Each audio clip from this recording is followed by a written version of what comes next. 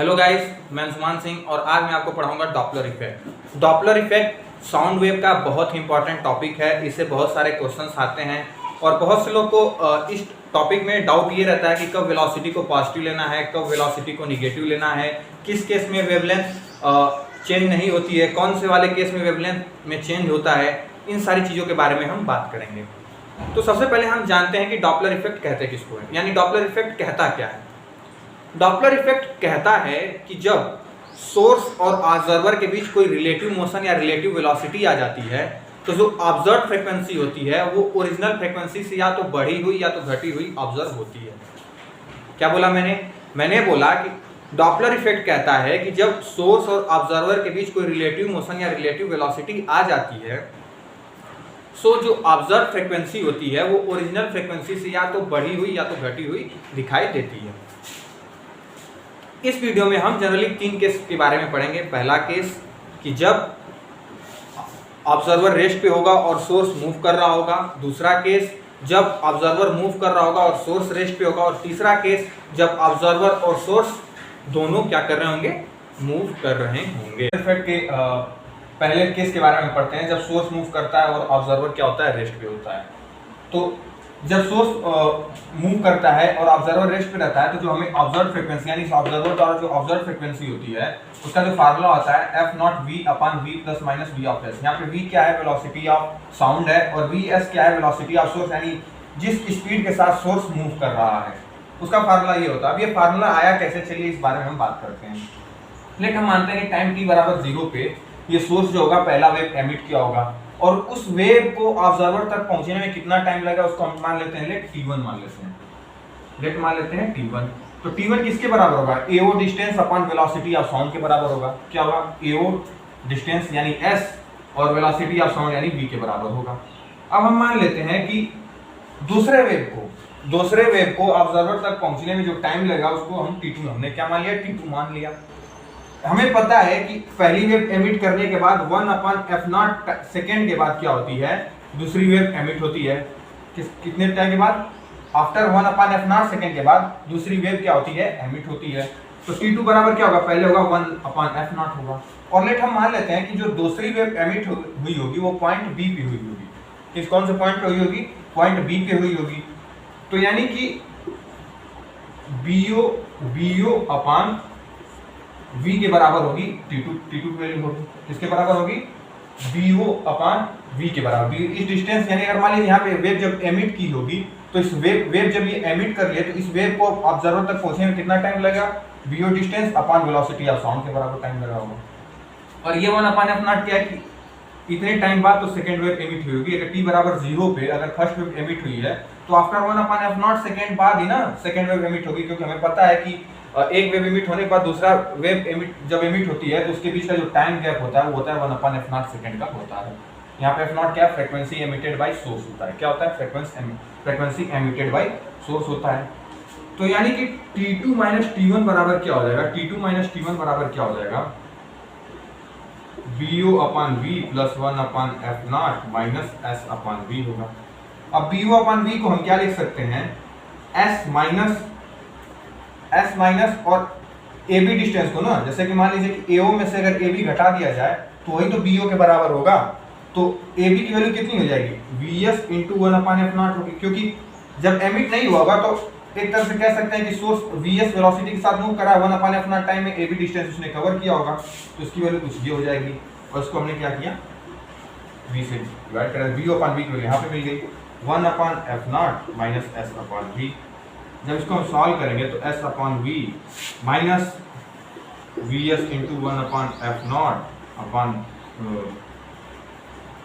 VF0 plus 1/f0 minus S/V। S/V क्या होगा, cancel हो गए। तो ये जो वैल्यू आई वो किसके बराबर आई, 1/f0 माइनस VS/VF0 के बराबर आई। जब हमने इसको सॉल्व किया तो ये किसके बराबर आ गया, ये आ गया बराबर VF0 एंड V - VS के बराबर आ गया। क्या आ गया, V - VS के बराबर आ गया। और ये क्या है, डेल्टा t ही तो होगा, क्योंकि ये टाइम पीरियड के बराबर होगा, क्योंकि इस ऑब्जर्वर के हिसाब से जो ये दोनों वेव आने के बीच का जो टाइम गैप रहा होगा उसी को तो हम टाइम पीरियड से डिनोट करते हैं। टाइम पीरियड से हम बता रहे हैं कि इस ऑब्जर्वर को जो टाइम पीरियड ऑब्जर्व हो रहा होगा उसको लग रहा है कितने सेकंड बाद क्या होगी कि एक वेव एमिट करने कितने सेकंड बाद दूसरी वेव आ रही होगी, वही हमने यहाँ पे निकाला। तो हमें पता है कि फ्रीक्वेंसी बराबर क्या होता है 1 टाइम पीरियड होता है। तो यहाँ पे टाइम पीरियड की वैल्यू निकल गई, तो इसको जब हम इन्वर्स करेंगे टाइम पीरियड की वैल्यू क्या होती है 1 फ्रीक्वेंसी के बराबर होती है, ठीक है। और फ्रीक्वेंसी बराबर 1 टाइम पीरियड होता है।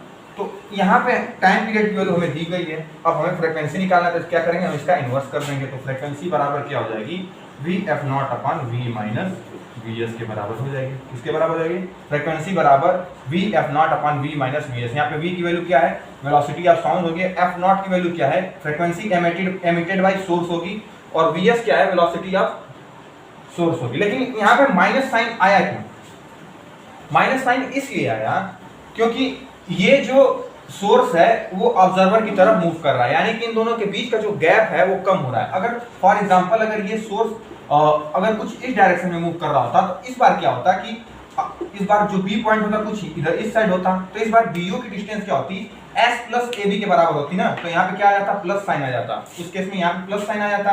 तो जब प्लस साइन आया था, जब इसको आप सॉल्व करते हैं तो यहाँ पे v प्लस vs की बराबर हो जाती है। किसके बराबर थी? v प्लस vs के बराबर आ जाती है जब ये क्या करता? Source away from observer move करता, ठीक है। तो आपको ये चीज ध्यान रखनी है कि जब अवे फ्रॉम ऑब्जर्वर हो, अवे फ्रॉम ऑब्जर्वर होगा तो उस केस के लिए फार्मूला क्या होगा? Vf0/v plus vs। और टुवार्ड्स ऑब्जर्वर हो किसके बराबर? टुवार्ड्स ऑब्जर्वर होगा तो किसके बराबर होगा? Vf0/v vs के बराबर होगा। किसके बराबर होगा? Vf0/v vs के बराबर होगा। अब एक कॉमन डाउट ये आता है कि क्या इस केस में जो वेवलेंथ होगा वो वेवलेंथ में चेंज होगा कि नहीं होगा? जनरली किसके बारे में बात किया जा रहा है कि वेवलेंथ में चेंज होगा कि नहीं? बहुत से क्वेश्चन में पूछ जाता है कि कौन से केस में वेवलेंथ में चेंज होगा, कौन से केस में वेवलेंथ में चेंज होगा कि नहीं होगा। तो इस केस में क्या होगा? इस केस में वेवलेंथ में चेंज होगा। ऐसा क्यों? ऐसा इसलिए कि जैसे कि जब भी वेवलेंथ की बात करते हैं तो हम मान लेते हैं कि यहाँ पे ये क्या होगा, यहाँ पे ऑब्जर्वर को हम हटा देते हैं। जैसे हम वेवलेंथ चेक कर रहे हैं तो हम जनरली इस बारे में बात करते हैं कि यहाँ पे ऑब्जर्वर को हटा दे रहे हैं और आप सोर्स के फ्रेम में आके आप क्या कर बैठ गए? आप किसके फ्रेम में आके बैठ गए? सोर्स के फ्रेम में आके आप बैठ गए। तो जब आप सोर्स के फ्रेम में जब आप आके बैठ जाएंगे, मैं आपको समझा रहा हूँ, एक मिनट।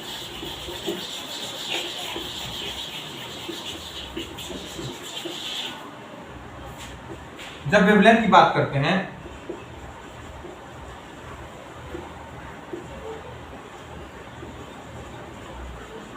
जब हम किसके बारे में बात करते हैं?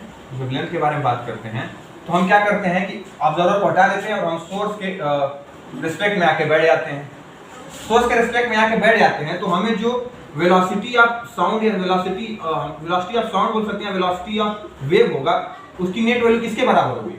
उसकी नेट वैल्यू होगी v minus b of source के बराबर होगी। जैसे मान लीजिए आपने क्या किया कि आप किसी चीज की आप एक बॉल फेंक रहे हैं। आप दौड़ते दौड़ते बॉल 10 किलोमीटर पर घंटे की रफ्तार से फेंके और आप मान लीजिए 2 किलोमीटर पर घंटे की रफ्तार से दौड़ रहे हैं खुद ही। मतलब आप ये कह सकते हैं कि मान लीजिए आप 2 मीटर पर सेकंड की स्पीड से आप दौड़ रहे हैं और आपने बॉल फेंकी 10 मीटर पर सेकंड की स्पीड से, तो आपको जो कितनी स्पीड के साथ बॉल दूर जाते हुए दिखाई देगा? आपको 8 मीटर पर सेकंड की स्पीड से दूर जाते दिखाई देगा ना। उसी तरह जब हम वेवलेंथ की बात करते हैं तो हम कहाँ आ जाते हैं? हम बैठ जाते हैं सोर्स के रिस्पेक्ट में आके बैठ जाते हैं, सोर्स के फ्रेम में आके बैठ जाते हैं। तो जब सोर्स के फ्रेम में आके बैठ जाएंगे तो हमें क्या लगेगा कि जो साउंड है वो v माइनस vs की स्पीड से ही तो हमसे दूर जा रहा है, v माइनस vs की स्पीड से ही दूर जा रहा है। सो हमें पता है v बराबर क्या होता है? f lambda. अब चूंकि इस सोर्स की इमिटिंग फ्रीक्वेंसी तो चेंज होने से रही, क्योंकि फ्रीक्वेंसी जल्दी चेंज होती नहीं है।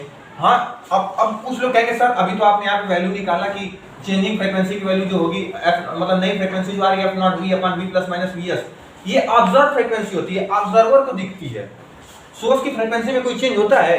सोर्स की फ्रीक्वेंसी में कोई चेंज नहीं होता है। वो किसकी फ्रीक्वेंसी में चेंज होता है? ऑब्जर्वर की फ्रीक्वेंसी में चेंज है कि ऑब्जर्वर कितना ऑब्जर्व कर रहा है, उस हिसाब से इस फ्रीक्वेंसी में तो चेंज होगी नहीं। तो यहाँ पे हम लिख सकते हैं कि V माइनस VS बराबर क्या हो जाएगा, F नॉट इंटू लैम्डा, ठीक है, F नॉट इंटू लैम्डा। तो अब लैम्डा को तो चेंज होना पड़ेगा ना, क्योंकि हमें पता है कि V बराबर VF लैम्डा के बराबर था, F नॉट लैम्डा के बराबर था। अगर मान लीजिए सोर्स मूव नहीं कर रहा होता तो उस केस में V बराबर F लैम्डा था ही, लेकिन जब सोर्स मूव कर रहा है तो हम इसके रिस्पेक्ट में जब आके हम आके बैठ गए तो हमें अब जो साउंड की स्पीड हमें ऑब्जर्व हुई वो V माइनस VS के बराबर हुई। यानी कि अब क्या हुआ कि आपकी जो वेलोसिटी ऑफ वेव है वो थोड़ी सी कम हमें ऑब्जर्व हुई। तो वेलोसिटी ऑफ वेव जब थोड़ी सी कम ऑब्जर्व हुई और फ्रीक्वेंसी तो कांस्टेंट है, तो लैम्डा को भी क्या होना पड़ेगा, कम होना पड़ेगा। अब वही बात करते हैं, ऑब्जर्वर किस वेलोसिटी के साथ V नॉट वेलोसिटी के साथ मूव कर रहा है और सोर्स क्या है, रेस्ट पे है। तो उस केस में जो ऑब्जर्व फ्रीक्वेंसी होती है उसकी वैल्यू होती है F not V plus minus V upon V के बराबर होती है। यानी यहाँ पे V वेलोसिटी ऑफ साउंड है, V और नॉट क्या है, वेलोसिटी ऑफ ऑब्जर्वर है, और V क्या है, वेलोसिटी ऑफ साउंड है।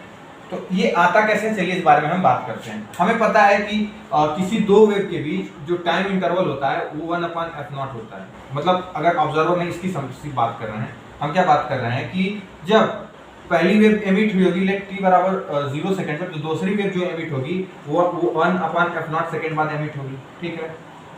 और वेवलेंथ बराबर क्या होता है, वेवलेंथ बराबर होता है velocity of sound into time period.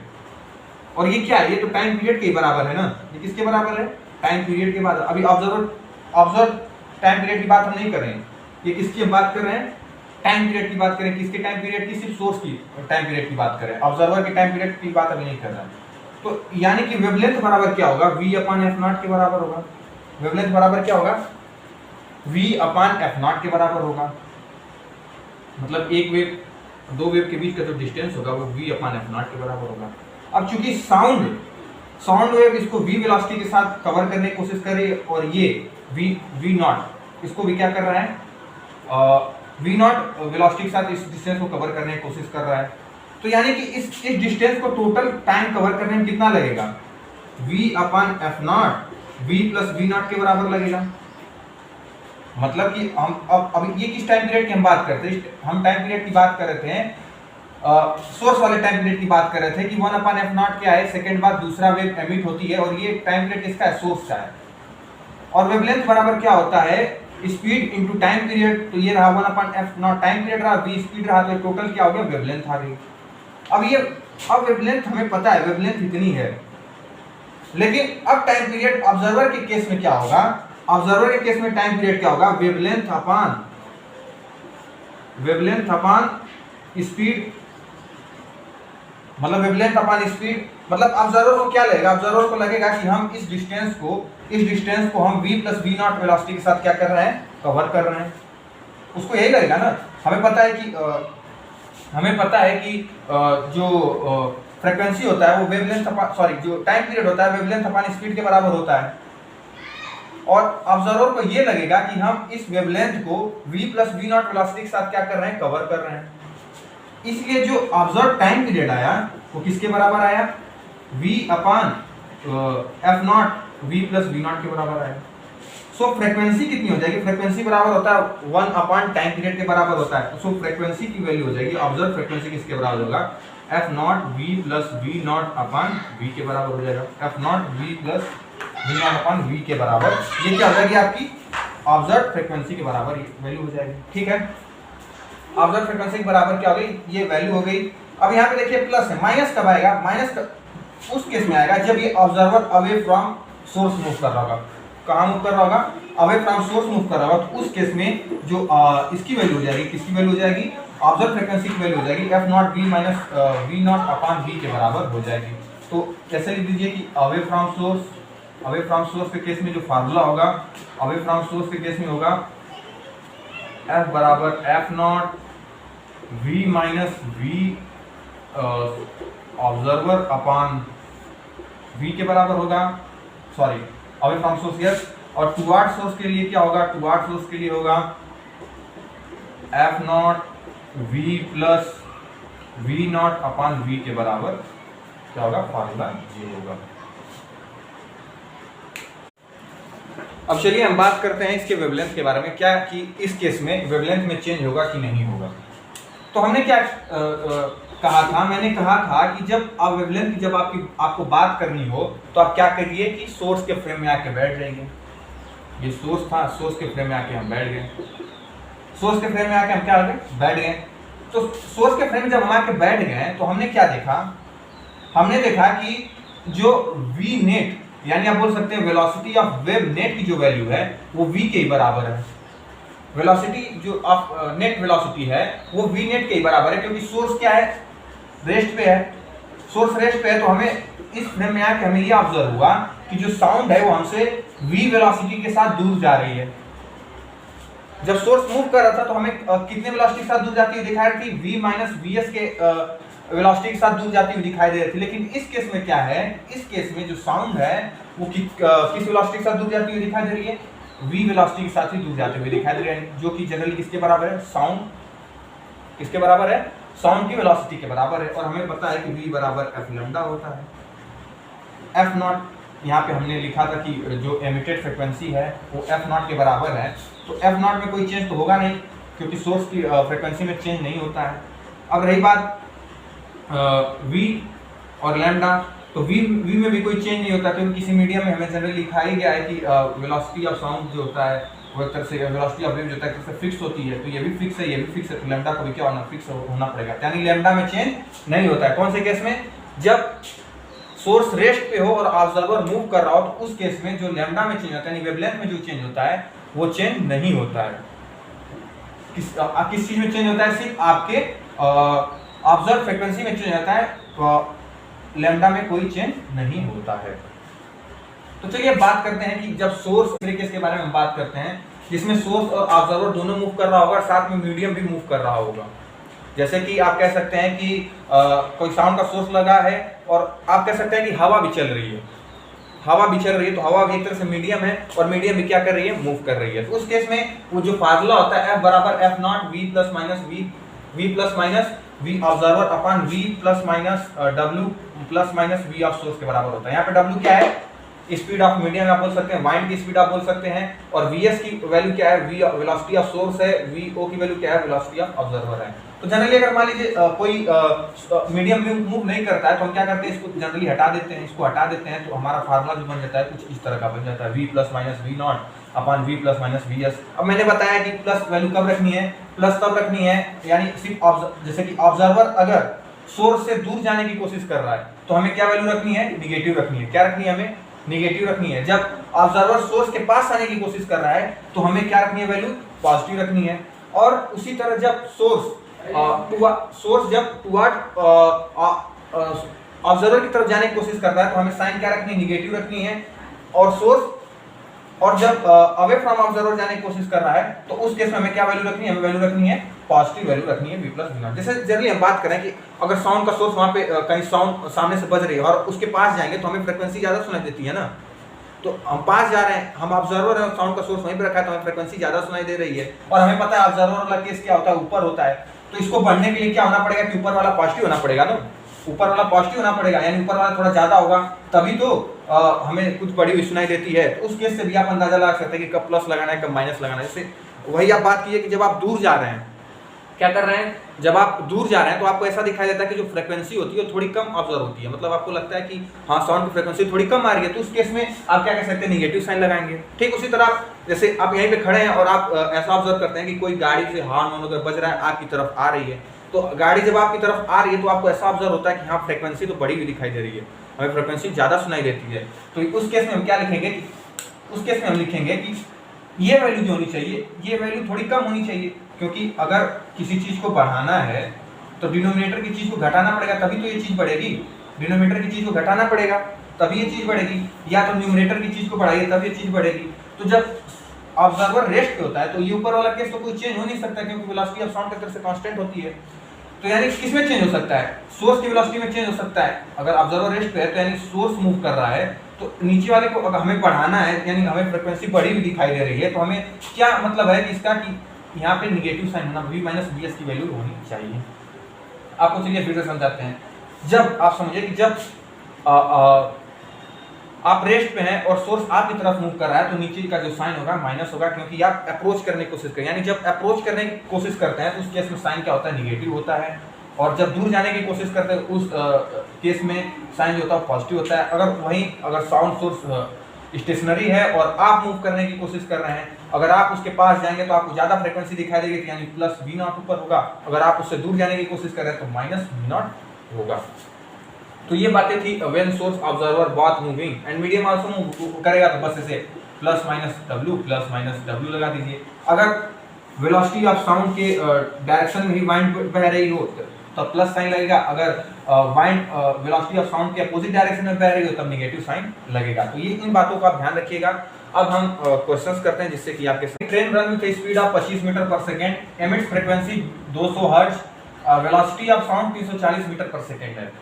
तो फाइंड ऑब्जर्व फ्रीक्वेंसी जब ट्रेन क्या कर रही है कि ऑब्जर्वर की तरफ जा रही है, और दूसरे केस में जब train away from the observer जा रही है, यानी ऑब्जर्वर से दूर जा रही है।